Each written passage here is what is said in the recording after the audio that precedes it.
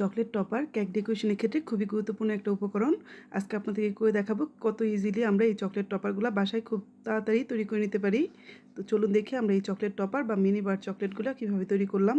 এর জন্য প্রথমেই আমি এখানে 100 গ্রাম কম্পাউন্ড নিয়ে নিয়েছি।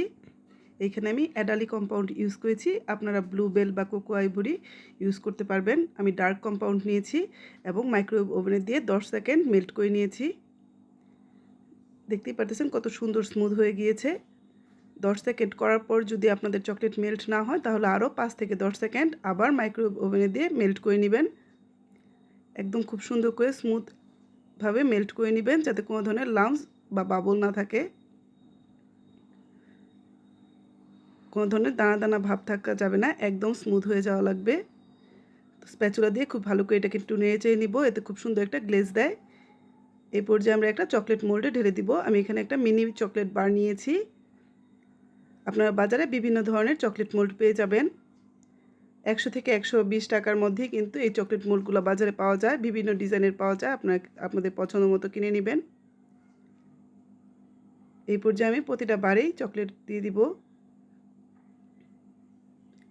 আমি এখানে ডার্ক কম্পাউন্ড ইউজ করতেছি, আপনারা চাইলে মিল্ক কম্পাউন্ড এবং হোয়াইট কম্পাউন্ড সেমভাবেই কিন্তু করতে পারবেন।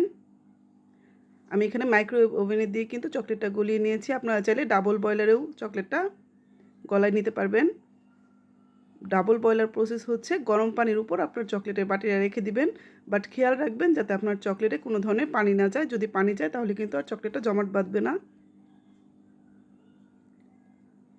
আপনারা চাইলে এই চকলেটগুলোয় কিছুটা নাট দিতে পারতেন বা স্প্রিঙ্কেল, সুইট বল এগুলোও ইউজ করা যেতে পারে,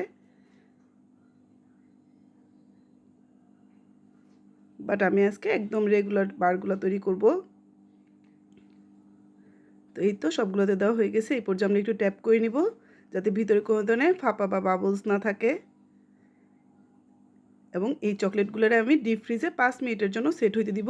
5 মিনিটের বেশি রাখবেন না, 5 মিনিটের বেশি রাখলে কিন্তু চকলেটগুলো যখন বের করে নিয়ে আসবেন চকলেটগুলো ঘেমে যাবে। এর জন্য 5 মিনিট ডিপ ফ্রিজে রেখে দিব।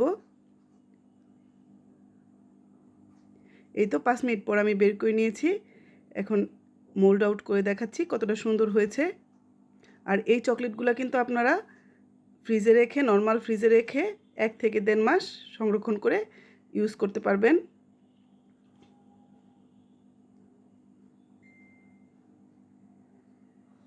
কেক ডেকোরেশনের ক্ষেত্রে ইউজ করতে পারবেন, বাচ্চারা পছন্দ করে বাচ্চাদেরকেও দিতে পারবেন। এবং এই চকলেটগুলো কিন্তু খেতেও খুব মজার।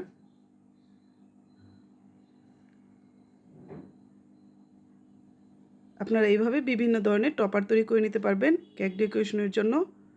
তো এই তো তৈরি হয়ে গেল আমাদের চকলেট টপার বা মিনি বার। আশা করি সবাই বাসায় ট্রাই করবেন। আর আমার ভিডিও কেমন লাগে অবশ্যই কমেন্ট করে জানাবেন। আর যারা আমার চ্যানেলকে সাবস্ক্রাইব করেছেন সবাইকে অনেক অনেক ধন্যবাদ। সবাই আমার পাশে থাকবেন, সবাই ভালো থাকবেন। এই চকলেট টপারগুলো আপনারা চাইলে এয়ারটাইট বয়মে করে নর্মাল ফ্রিজে 1.5 থেকে 2 মাস সংরক্ষণ করতে পারবেন।